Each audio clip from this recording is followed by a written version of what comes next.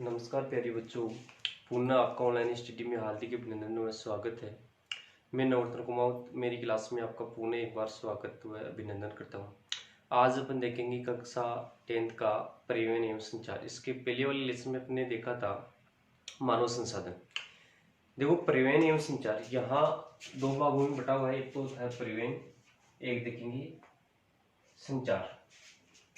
परिवहन एवं संचार, यहाँ परिवहन के साधन देखेंगे। परिवहन का तात्पर्य क्या होता है, वो संचार का तात्पर्य क्या होता है। परिवहन क्या होता है, देखो, वस्तुओं को और यात्रियों को एक स्थान से दूसरे स्थान जिन साधनों से लाया व ले जाया जाता है वो कहलाते परिवहन के साधन। वस्तुओं को और मनुष्यों को एक स्थान से दूसरे स्थान जिन साधनों से लाया व ले जाया जाता है वो आपकी क्या कहलाते परिवहन के साधन। यहाँ बात करते हैं संचार की। संचार का मतलब क्या होता है, व्यक्ति की विचारों का आदान प्रदान इन साधनों से किया जाता है। मतलब व्यक्ति जिन साधनों से बातचीत करता है, अपने विचार प्रकट करता है, दूसरे के अपने विचार भेजता है, दूसरे से अपने विचार लेता है, वो अभी क्या कहलाता है संचार। परिवहन समझ में आया क्या होगा, मतलब बने हुए जैसे आपके कोई भी माल है, जैसे वस्तु है, उसको दूसरे स्थान में पहुंचाते हैं, या व्यक्ति एक स्थान से दूसरे स्थान पर जाता है, किसी साधन से तो जाता है, तो वो अभी क्या कहलाता है परिवहन का साधन। देखो, परिवहन के साधन तीन प्रकार के होते हैं। स्थल परिवहन, अगर व्यक्ति स्थल के ऊपर परिवहन कर रहा है, जमीन के ऊपर, फर्श के ऊपर परिवहन कर रहा है तो वो अभी क्या कहलाएगा स्थल परिवहन। अगर जल के ऊपर परिवहन कर रहा है तो वो अभी क्या कहलाएगा जल परिवहन। अगर वायु के अंदर परिवहन कर रहा है तो वो अभी क्या कहलाएगा वायु परिवहन। देखो, स्थल परिवहन आपकी तीन प्रकार का होता है। सड़क परिवहन, मतलब सड़क कहाँ बनी हुई होती है, स्थल के ऊपर तो बनी हुई होती है। रेल परिवहन, रेल भी कहाँ बना होता है स्थल के ऊपर। पाइप परिवहन, पाइप कहाँ बना होता है स्थल के ऊपर। फिर देखिए जल, एक तो होता है आंतरिक, एक होता है समुद्री। आंतरिक का मतलब तो देश के अंदर ही परिवहन होता है। समुद्री मतलब देश के बाहर, महासागर या अंतरराष्ट्रीय भी बोल सकते हैं इसको। और वायु, एक तो घरेलू, मतलब घर के अंदर, देश के अंदर ही। सार्वजनिक, सरकारी और निजी, मतलब खुद व्यक्ति का विशेष साधन हो। अंतरराष्ट्रीय मतलब एक देश से दूसरे देश से। सबसे पहले देखेंगे अपने स्थल परिवहन। स्थल परिवहन के अंदर क्या होता है, स्थल के ऊपरी क्या होता है परिवहन होता है। इसमें सबसे पहले देखेंगे सड़क परिवहन। सबसे पहले क्या देखेंगे, सड़क परिवहन। अब देखो, सड़क परिवहन का महत्व है, सड़क परिवहन इतना महत्वपूर्ण क्यों है। देखो, सड़क परिवहन महत्वपूर्ण का मतलब क्या होगा, सड़क परिवहन महत्वपूर्ण क्यों है, क्योंकि ऊबड़ खाबड़ स्थानों पर भी इसको आसानी से बनाया जा सकता है और ये व्यक्ति के पहुंच से है, मतलब उपभोक्ता के घर तक बनी हुई होती है। यह जैसे आपके वायु पर, आपके आपके बंदरगाह हो गया, आपके हवाई अड्डे हो गए, आपके ये इनसे भी क्या होता है जुड़ा हुआ होता है। उबड़ खाबड़ और आपकी दलदली हो, चाहे आपकी रेगिस्तान हो, चाहे ऊंचा पहाड़ हो, चाहे नीचा हो, कहीं पर भी इसको क्या कर सकते हैं बना सकते हैं। और इसके आपके बनाने में इसकी क्या होती है रखरखाव भी क्या होता है कम होता है। इसलिए सड़क परिवहन क्या होता है, सड़क परिवहन क्या होता है महत्वपूर्ण है, सस्ता है, इसको बनाने की लागत कम आती है। और ऊबड़ खाबड़ किसी भी स्थान पर टेढ़ा मेढ़ा कहीं पर भी इसको क्या किया सकता है बना सकते हैं। जैसे रेल परिवहन है, तो रेल परिवहन अपन ऊपर नहीं बना सकते हैं, मैदानी भागों में अधिकतर बनाया जाता है। और ऊबड़ खाबड़ स्थानों पर रेल परिवहन नहीं बना सकते हैं। जैसे अपन किसी भी ऊपर जाते हैं तो ऊपर भी अभी क्या बनी हुई सड़कें बनी हुई, इसलिए सड़क परिवहन का क्या है महत्व है। सड़क परिवहन का प्रकार के होते हैं। सबसे पहले देखते हैं राष्ट्रीय राजमार्ग। राष्ट्रीय राजमार्ग का मतलब, राष्ट्र का मतलब क्या होता है देश, राजमार्ग मतलब एक राज्य से दूसरे राज्य में गुजरती हूँ। राष्ट्रीय राजमार्ग का तात्पर्य क्या होता है कि ऐसे एनएच बोल सकते हैं, नेशनल हाईवे, इनको एनएच बोलते हैं, नेशनल हाईवे। राष्ट्रीय राजमार्ग मतलब क्या हो गया, इनका देखो राष्ट्रीय है तो इनकी देखभाल बनाने का कार्य, इनके ऊपर टैक्स लेने का कार्य वो किसका होगा, केंद्र सरकार का होगा, राष्ट्रीय सरकार का होगा। मतलब इनको बनाने का कार्य, रखरखाव का कार्य, मरम्मत का कार्य, इनके ऊपर जो टैक्स लिया जाता है वो कौन लेती है, केंद्र सरकार या राष्ट्रीय सरकार। ये क्या होते हैं, एक राज्य से दूसरे राज्य में गुजरते हैं, एक राज्य से दूसरे राज्य में गुजरते हैं। कौन से, राष्ट्रीय राजमार्ग। जैसे सबसे बड़ा राष्ट्रीय राजमार्ग कौन सा है, 7, और सबसे व्यस्तम राष्ट्रीय राजमार्ग कौन सा है, 8। और आपको पता है कि अभी भी NH1 जो अमृतसर से आपके अमृतसर के अंदर है ना एक राष्ट्रीय राजमार्ग, दिल्ली से अमृतसर है, जिसको क्या बोला जाता है शेरशाह सूरी, मतलब उसी समय में बन गया था ये, दिल्ली से अमृतसर। अमृतसर कहाँ है, पंजाब के अंदर। दूसरा देखो राज्य राजमार्ग। राज्य राजमार्ग का तात्पर्य क्या हो गया कि ये राज्य के अंदर ही इनकी देखभाल का कार्य, इनके ऊपर टैक्स लेने का कार्य, इनकी मरम्मत का कार्य कौन करेगी? राज्य सरकारें करेगी। इनके ऊपर क्या होता है? इनके ऊपर टैक्स लेने का कार्य राज्य सरकार करेगी, इनको मरम्मत का कार्य राज्य सरकार करेगी, बनाने का कार्य राज्य सरकार करेगी। ये एक जिले से दूसरे जिले के अंदर, जैसे जोधपुर से जयपुर राज्य राजमार्ग होगा, जोधपुर से मान लीजिए दिल्ली, वो राष्ट्रीय राजमार्ग होगा, जोधपुर से लखनऊ वो राष्ट्रीय राजमार्ग होगा, क्योंकि दूसरे राज्य में जा रहे हैं। इसलिए मुख्य जिला सड़कें, मतलब जिले के, जैसे जयपुर है, जयपुर से मान लीजिए एक रोड जम्मू चली गई, एक आपकी जोमनेरी की तरफ आ गई, एक आपके उधर टोकनी वाली तरफ चली गई, तो मुख्य सड़कें, जिले की मुख्य सड़कें वो अभी क्या कहलाती है? अब इनकी देखभाल, उनका मरम्मत का कार्य कौन करेगी? राज्य सरकारें। अन्य सड़कों का मतलब क्या होती है कि अन्य सड़कें जो होती है ग्रामीण सड़कें होती है, देखो राष्ट्रीय राजमार्ग जो कुल परसेंट, अगर राष्ट्रीय राजमार्ग सड़कों का कुल परसेंट देखें तो ये केवल कितनी परसेंट है? 2%। राज्य राजमार्ग है 4%, और अन्य जो सड़कें हैं, ग्रामीण सड़कें बोल सकते हैं, ये है 80%। तो कितना हो गया आपकी? पूरा 86% हो गया ना। बाकी आपकी सीमांत सड़कें व मुख्य जिला सड़कें। अब देखो सीमांत, अन्य सड़कें मतलब जो कच्ची पक्की सड़कें होती है ग्रामीण एरिया के अंदर, जो अन्य सड़कें वो होती है सीमांत। सीमांत मतलब सीमाओं के ऊपर जो सड़कें बनाई जाती है वो आपकी क्या कहलाती है? सीमांत सड़कें। सीमाओं के ऊपर कैसे? जैसे मान लीजिए आपका भारत है,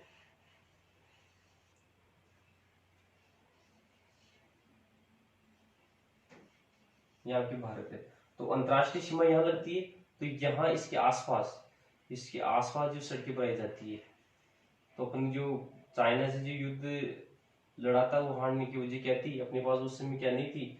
सीमांत सड़कें नहीं थी, मतलब यहाँ सड़क नहीं थी, तो यहाँ बारूद है, अन्य सामान पहुंचाने में असुविधा हुई, इस कारण से युद्ध को क्या करना पड़ा? हारना पड़ा। तो ये सीमांत सड़कें यहाँ आसपास, ये क्या होती है? सीमांत सड़कें। मतलब जैसे इधर पाकिस्तान आ गया, नेपाल आ गया, इधर चीन आ गया, इधर बांग्लादेश आ गया, तो अंतरराष्ट्रीय मतलब सीमाओं के पास जो सड़कें बनी जाती है वो आपकी क्या कहलाती है? सीमांत सड़कें। अब देखो राजस्थान सरकार ने एक योजना चलाई है, वो आपकी क्या चलाई है? Rajasthan road division 2025। मतलब 2025 तक संपूर्ण राजस्थान के अंदर, ग्रामीण हो चाहे कैसा भी एरिया हो, वहां तक क्या बना देनी है? रोड। मतलब पहले 15 साल के अंदर तो आपकी सड़कें बनाएंगे, जो आपके जो गांवों के अंदर ग्रामीण एरिया में बनाएंगे, और बाकी भी 10 साल होगा, उस 10 साल के अंदर आपकी बड़ी बड़ी जैसे 4 लाइन है, राज्य राजमार्ग, उनसे ग्रामीण एरिया को क्या कर दिया जाएगा? जोड़ दिया जाएगा। जैसे प्रधानमंत्री ग्राम सड़क योजना भी है, वो ग्रामीण एरिया में आती है। ये तो अपना सड़क मार्ग का कार्य पूरा। अब देखते हैं रेल परिवहन। देखो रेल परिवहन की जो शुरुआत हुई थी वो आपके भारत में हुई थी 16 अप्रैल 1853 में हुई थी सबसे पहले। कहाँ हुई थी? बम्बई। उस समय मुंबई नहीं था, बम्बई से थाने, मुंबई से थाने के बीच में हुई थी 34 किलोमीटर की दूरी। सबसे पहले आपके रेल परिवहन कहाँ चला? 16 अप्रैल 1853 में किस किस के मध्य चला? बम्बई से थाने। कितने किलोमीटर का? 34 किलोमीटर का। कभी कभी किताबों भी आपके अंदर 33.26 इस प्रकार से भी आपको मिल जाएगा। देखो लाइनों के हिसाब से ये एक तो थी बड़ी लाइन, क्या बोला जाता है? Broad gauge. एक छोटी लाइन, मतलब अधिकतर आपकी जो माल रेलगाड़ी किसके काम में आती? लंबी दूरी करनी हो, आपके माल को लंबी दूरी तक आपको ले जाना हो, वो सस्ता, ये आपकी, ये भी आप क्या है? सस्ता परिवहन है, रेल परिवहन। अब देखते हैं पाइपलाइन परिवहन। पाइपलाइन, पाइप भी एक तरीका क्या है? परिवहन। देखो ये भी इस तरह के ऊपर है, ये भी क्या है? इस तरह के ऊपर। मतलब पहले तो क्या करते थे, जैसे पानी को एक स्थान से दूसरे स्थान पे लाना है, ले जाना है, पाइप परिवहन से होगा। लेकिन वर्तमान के अंदर आपके जैसे डीजल है, कोयला है, गैस, इनका कार्य किसे किया जाता है? पाइप परिवहन से। जैसे इम्पोर्ट देखते हैं उत्तरी असम से आपके गुवाहाटी आपके असम के अंदर ही है, आपकी बरौनी उत्तर प्रदेश, इलाहाबाद कानपुर से जाती है, एक आगे गुजरात से दिल्ली मथुरा की तरफ जाती है। गैस पाइपलाइन है जो हजीरा गुजरात, ये जगदीशपुर, विजयपुर आपके मध्य प्रदेश के अंदर है, इधर से गुजरात उत्तर प्रदेश मध्य प्रदेश से होती हुई जाती है। ये आपके हुआ स्थल परिवहन का कार्य है। अब देखते हैं जल परिवहन। देखो जल परिवहन एक बहुत सस्ता परिवहन है। सस्ता परिवहन क्यों है? क्योंकि इस परिवहन के अंदर मार्ग बनाने की आवश्यकता नहीं होती। अगर आपको सड़क परिवहन के ऊपर साधन चलानी है तो सड़क बनानी पड़ेगी, अगर रेल चलानी है तो रेल की पटरियां बनानी पड़ेगी। लेकिन यहाँ आपको किसी प्रकार की मरम्मत का कार्य नहीं करना पड़ेगा, कोई परिवहन नहीं बनाना किसी प्रकार के आपके खर्चे का कार्य नहीं। ये एक तो आंतरिक होता है। आंतरिक का मतलब क्या होता है, देश के अंदर ही छोटी छोटी नदियां हैं, नाले हैं, इनकी झीलें हैं, इनके अंदर ही परिवहन हो, आंतरिक देश के अंदर। समुद्री या अंतरराष्ट्रीय मतलब क्या हो गया, जैसे आपके मान लीजिए भारत से आपको अमेरिका जाना है तो आप समुद्र से जाओगे, अमेरिका से जापान जाना है तो समुद्र से जाओगे, वो आपकी क्या कहलाएगा, समुद्री। तो जल परिवहन के सबसे पहले देखते हैं राष्ट्रीय राजमार्ग, जलमार्ग सॉरी, NW जिस पर हाईवे था ना उस पर से। देखो पहला कौन सा है, हल्दीरा इलाहाबाद के मध्य 1620, ये गंगा नदी के ऊपर हुई है। किसके ऊपर है, गंगा नदी के ऊपर है। दूसरा सदिया धुबरी 1891, ये आपके ब्रह्मपुत्र नदी के ऊपर है। केरल के पश्चिम तट के कोटापुरम से आपके कोलाहम, ये 205 किलोमीटर का है। और काकीनाडा से बरखनन ये 1100 किलोमीटर का है। आई समझे, एक इंपोर्टेंट बताए मैंने। प्रमुख बंदरगाह है, देखो प्रमुख बंदरगाह कौन कितने हैं, 12। मतलब बंदरगाह का मतलब क्या हो गया, जहाँ जिस स्थानों के ऊपर जहाजों को रोका जाता है, माल उतारा जाता है, चढ़ाया जाता है, और उनका जो मरम्मत का कार्य है, ईंधन है, इंजन को चेक करना, वो कार्य कहाँ किया जाता है, बंदरगाहों के ऊपर। तो 12 प्रमुख बंदरगाह है। तो 12 प्रमुख बंदरगाह कौन कौन से, देखो इधर से अगर आपको यहाँ दिखाई देगा तो मैं यहाँ पहले मानचित्र बना देता हूँ। अगर ये हो गया है तो यहाँ बना देते हैं।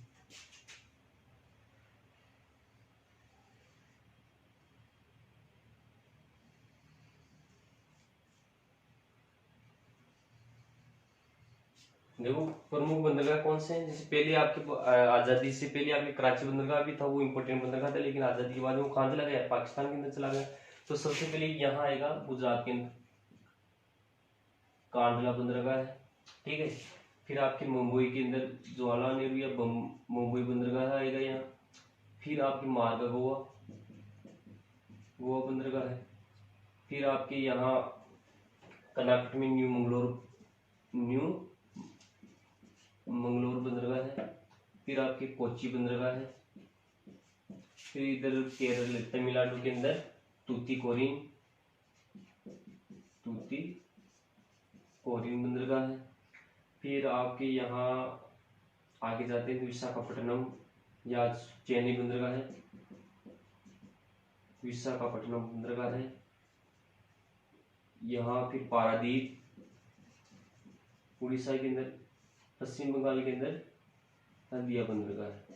ये आपके प्रमुख क्या है, बंदरगाह है। मतलब कांडला बंदरगाह को बनाना पड़ा मुंबई बंदरगाह के दबाव को कम करने के लिए। क्यों, पहले यहाँ पाकिस्तान कराची बंदरगाह था, वो पाकिस्तान में चला गया, कांडला बंदरगाह बनाना पड़ा। देखो कांडला बंदरगाह है गुजरात, मुंबई बंदरगाह है मुंबई के अंदर, मार्गा गोवा के अंदर, न्यू मंगलोर कर्नाटक के अंदर, कोच्चि बंदरगाह है आपके, कोच्चि बंदरगाह कहाँ है, केरल के अंदर, तूतीकोरिन तमिलनाडु, चेन्नई तमिलनाडु, विशाखापट्टनम आंध्र प्रदेश, पारादीप उड़ीसा, और हल्दिया बंदरगाह आपके पश्चिमी बंगाल। और भी छोटे मोटे बंदरगाह है, लेकिन ये आपके इंपोर्टेंट बंदरगाह है मैंने बताए। ये आपके क्या होगी बंदरगाह।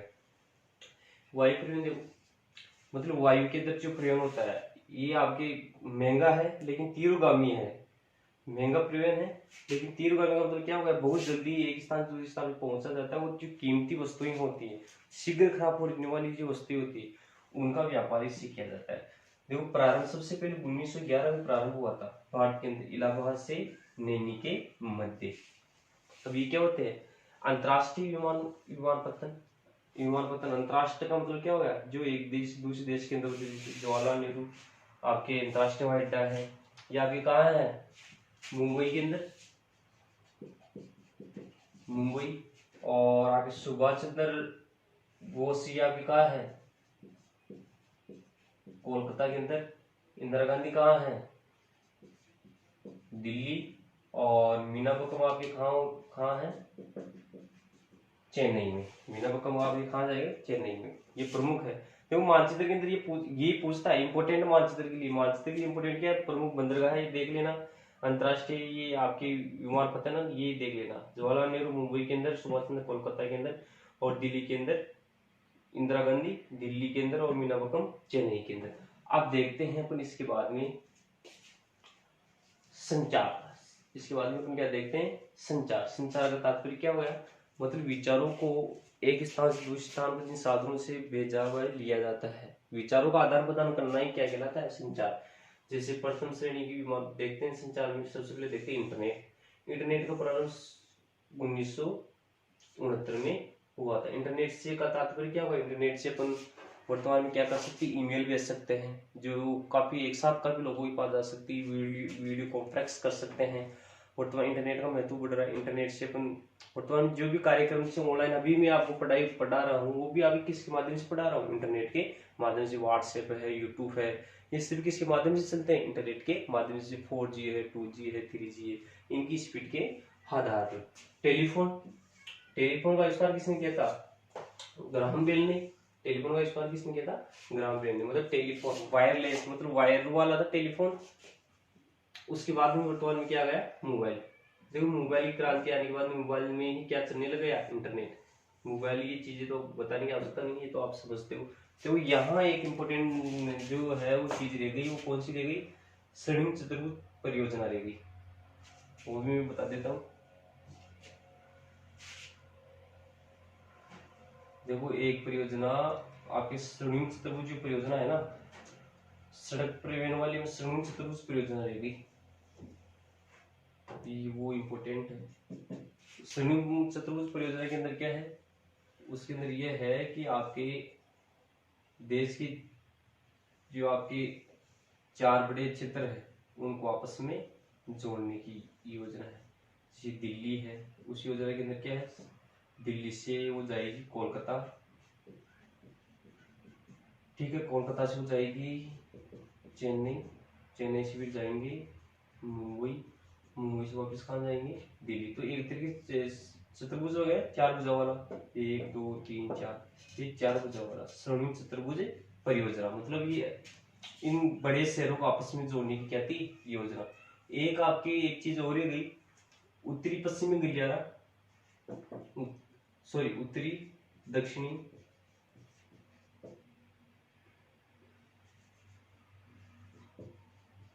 गलियारा और पश्चिमी पूर्वी गलियारा। इसके अंदर क्या था? यहाँ आपकी पोरबंदर है, पोरबंदर को पश्चिम से लेके यहाँ सिलचर असम, सिलचर तक आपस में जोड़ना। यहाँ आपके श्रीनगर को आपके कन्याकुमारी तक जोड़ना। ये आपकी इम्पोर्टेंट ये मोस्ट है, ये पहले पढ़ाना चाहिए था, मैं भूल गया। स्वर्णिम चतुर्भुज परियोजना के अंदर क्या है? 4 बड़े शहरों को आपस में जोड़ने की योजना।